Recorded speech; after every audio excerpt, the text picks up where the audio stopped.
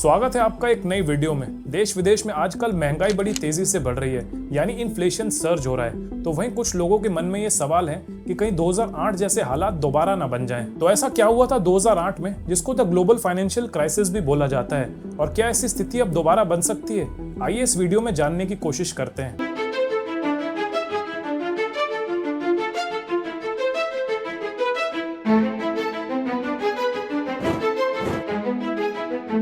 पहले हम समझते हैं कि 2008 के क्राइसिस का स्टेज कैसे सेट हुआ था। इसकी कहानी शुरू होती है अर्ली 2000s के टाइम पे, जब यूएसए में हाउसिंग बूम चल रहा था। मतलब ऑलमोस्ट हर कोई घर खरीद रहा था या कम से कम लेने का मन बना चुका था, चाहे उसकी स्टेबल इनकम या घर की डाउन पेमेंट तक देने की हालत थी भी या नहीं। इसमें ज्यादातर लोग घर को रहने के लिए खरीदने का ना सोचते हुए इसलिए खरीद रहे थे कि भाई ये एक गोल्डन अपॉर्चुनिटी है, एक ऐसी इन्वेस्टमेंट करने की जिसकी वैल्यू आने वाले टाइम में तो अप्रिशिएट होगी। लेकिन घर खरीदने को चाहिए था पैसा। बैंक्स और फाइनेंशियल इंस्टीट्यूशंस खुशी खुशी पैसा लेंड करने को तैयार थे। अब ऐसे में जन्म होता है सब प्राइम मॉर्गेजेस का। ये बेसिकली लोन थे जो उन लोगों को दिए जाते जिनकी क्रेडिट हिस्ट्री या क्रेडिट रिकॉर्ड इतना अच्छा ना रहा हो।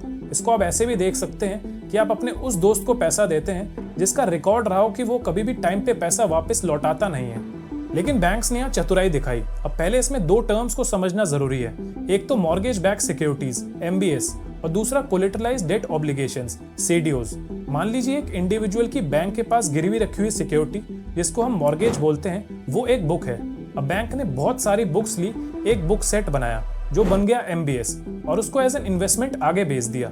बैंक्स यहीं नहीं रुके, उन्होंने इन बुक सेट्स MBS को भी कंबाइन करके एक बड़ी लाइब्रेरी बनाई जो बन गया हमारा CDO, और उसको भी एज एन इन्वेस्टमेंट आगे बेच दिया। अभी ये आपको समझने में थोड़ा कॉम्प्लेक्स लगा होगा, लेकिन चीजें समझने में आगे आसान हो जाती हैं। अब आपके मन में ये सवाल उठ रहा होगा कि इतना इजीली ये कैसे बेच दिए गए।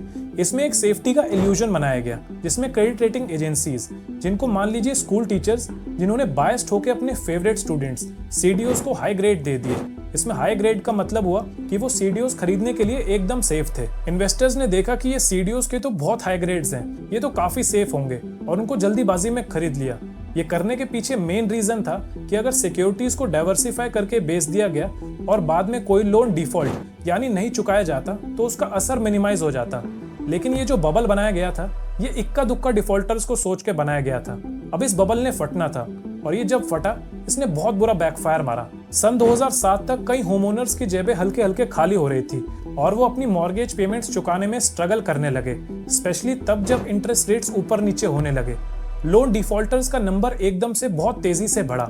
MBS और CDOs की वैल्यू इतनी बुरी तरह गिरी कि जिन बैंक्स और इन्वेस्टर्स ने उसमें इन्वेस्ट कर रखा था उनको बहुत बुरा लॉस हुआ। अब आपको डोमिनो इफेक्ट के बारे में शायद पता हो, जिसमें एक डोमिनो को अगर गिराया जाए तो जो भी डोमिनो उसके कॉन्टैक्ट में होते वो सारे गिर जाते। यहाँ भी कुछ सेम हुआ। जो भी इसमें फाइनेंशियली कहीं ना कहीं से कनेक्टेड थे, सबको लॉस हुआ।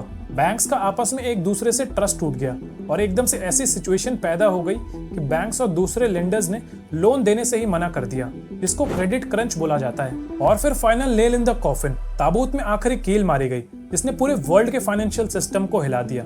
यूएसए के तब के 4th largest investment bank Lehmann brothers ने 15 सितंबर 2008 को अपने आप को बैंकरप्ट यानी दिवालिया घोषित कर दिया। ये ऐसा था कि जंगल में आग लगी थी और सबसे बड़ा पेड़ गिर चुका था। अब और पेड़ों को गिरने से बचाने के लिए पूरी दुनिया भर की सरकारें रेस्क्यू करने में लग गई, क्योंकि क्राइसिस सिर्फ यूएसए तक नहीं था।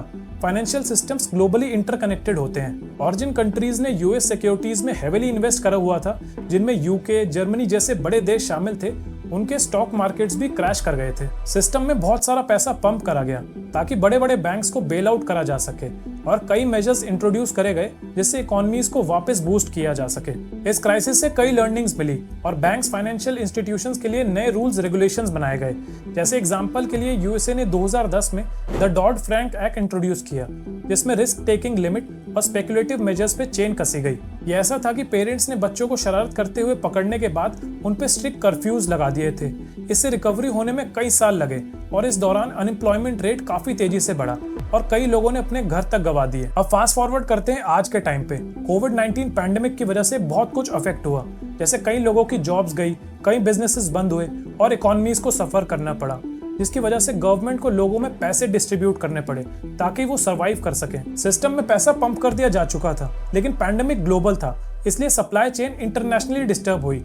गुड्स और सर्विसेज के प्राइसेस बढ़ गए, मतलब इन्फ्लेशन यानी महंगाई बढ़ गई। लेकिन अभी मेन सवाल आता है कि क्या हिस्ट्री रिपीट होगी? क्या हम 2008 जैसे कुछ की तरफ बढ़ रहे हैं? इसका शॉर्ट जवाब है नहीं, क्योंकि 2008 का क्राइसिस एक फाइनेंशियल मेल्टडाउन यानी वित्तीय संकट था और आज की स्थिति ग्लोबल पैंडेमिक से रिकवरी है। अपने पास से सीखते हुए आज का वर्ल्ड नॉलेज और एक्सपीरियंस से इक्विप्ड है और आगे के लिए पहले से ही प्रिपेयर्ड होकर चलता है। वहीं फाइनेंशियल इंस्टीट्यूशंस अब बेटर रेगुलेटेड हैं और पोटेंशियल रिस्क के बारे में पहले से ही अवेयर रहते हैं। इंग्लिश में एक कहावत है, while history often rhymes it doesn't always repeats. Video informative लगी तो वीडियो को लाइक और टॉपिक या वीडियो पे अपने व्यूज आप कमेंट सेक्शन में बताएं।